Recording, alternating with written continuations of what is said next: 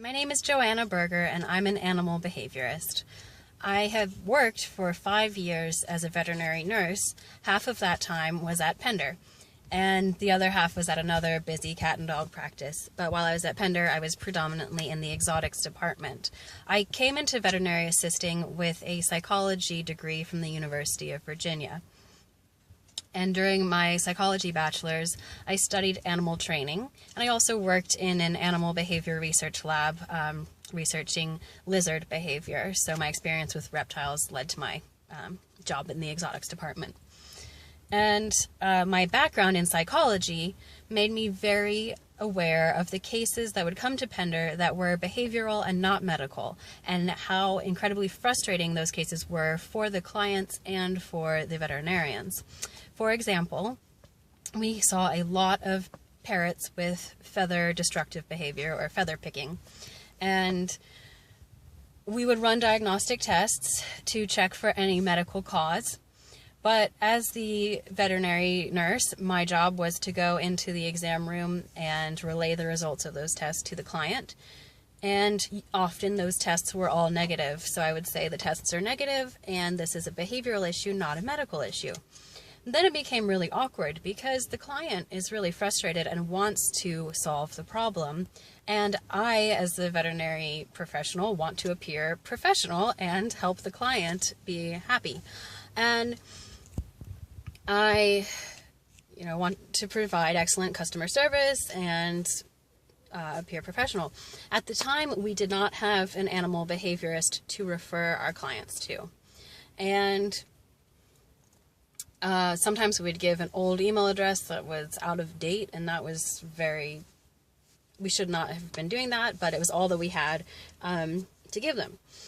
So we also had a really difficult case that sticks in my mind where we had a cockatoo that not only picked out her feathers, but had self-mutilation behavior issues. In addition to pulling out her feathers, she chewed through her own skin and through her own pectoral muscle, causing a very large wound in her chest. And we did a wound treatment. It was difficult, but we treated the wound, but we weren't treating the underlying cause, which was stress and an improper environment for that cockatoo. And dealing with so many cases like those made me realize there was a need for me to go use my background in psychology and get a master's degree in animal behavior science.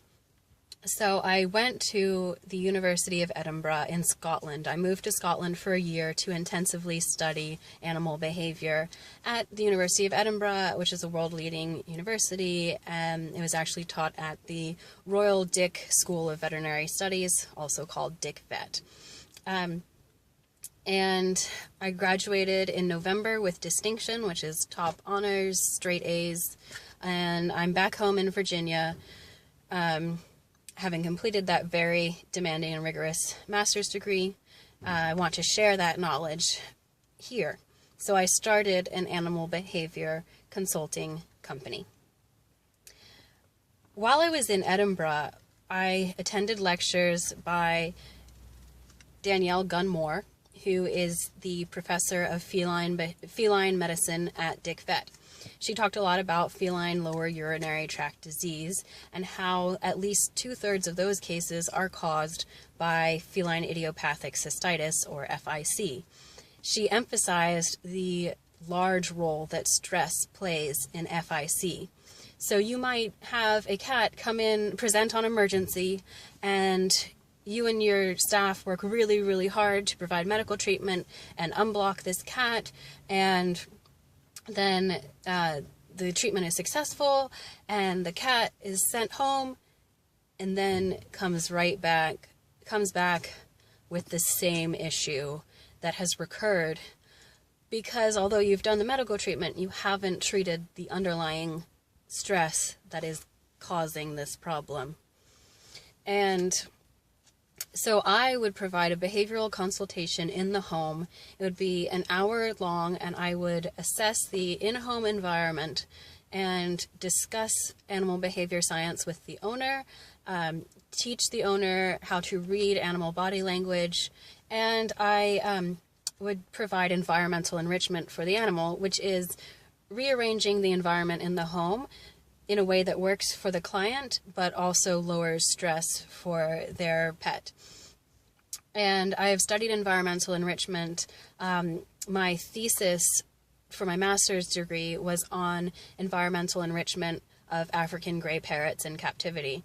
So I did a scientific study of African gray behavior, and I wrote a scientific paper on that topic. But I also took had lectures with Graham Law, who is a world leader in environmental enrichment and works in the zoo field, but also is a professor at Glasgow University.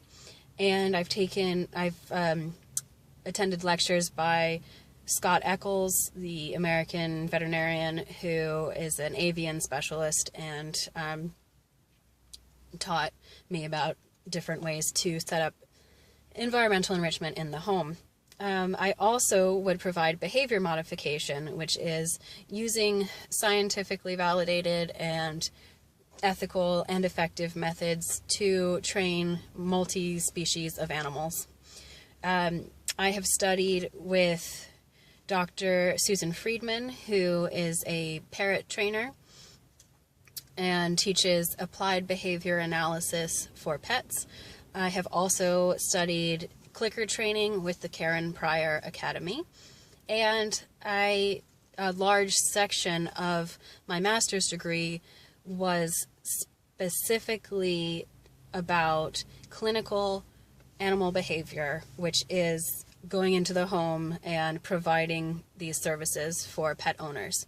I got the highest grade in my class on our clinical behavior project. And I got to train horses and dogs in the UK. So there is a lot that goes into a behavioral consultation. A lot of it is thorough discussion with the owner, asking the owner a lot of questions, figuring out what their lifestyle is like, and then providing them with recommendations and with the scientific information that can help them understand their pet's behavior.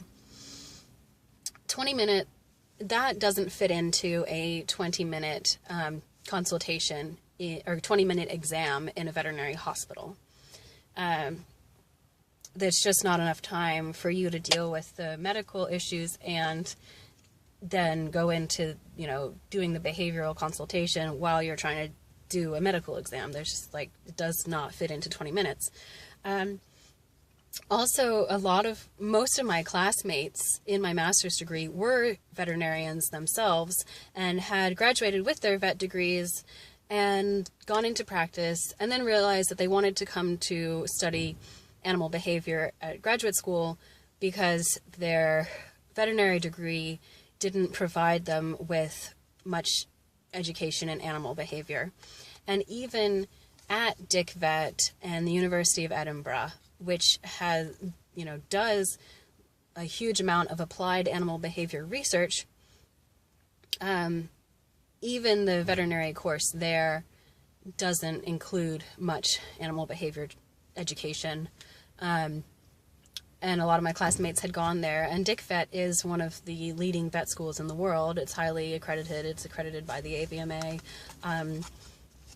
And it's still, they still struggle to find any time to teach animal behavior because it is its own subject, and it's just a lot to ask veterinarians to deal with both the medical and the behavioral side.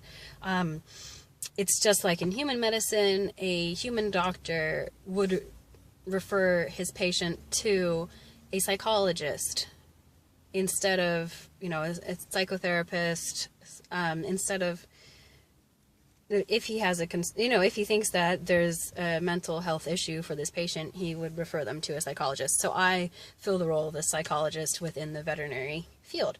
And I went to a school that has, it's the leader in the field. It's the best program in applied animal behavior in the world. I'm the only person in the Southeast with this degree, and it's the oldest. My particular course is the oldest course in this subject in the world. It's only 30 years old, so this is very cutting edge. But I know that Pender prides itself on providing cutting edge service to clients, and I really look forward to working together with you. I always tell my client, I require my clients to have a veterinary exam before coming to me to rule out medical issues. And the only time that I don't have that requirement is if a veterinarian, like happened recently, a veterinarian referred a client directly to me because the patient was biting the veterinarian too much to put on a muzzle or to perform the exam. So they declined the animal on exam for aggression, sent them to me. We did an initial consult regarding the aggression, and then then they gave some sedatives for the exam, but I'm already working towards healing that aggression with these owners.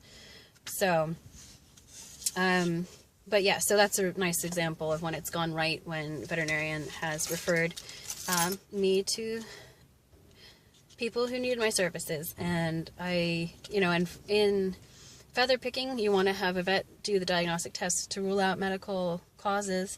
Also with FIC, I need to work with a vet because half of that treatment is medical, and I can't do that myself, so I just handle the behavior side. But I look forward to working together with you, and I have some information here about my services.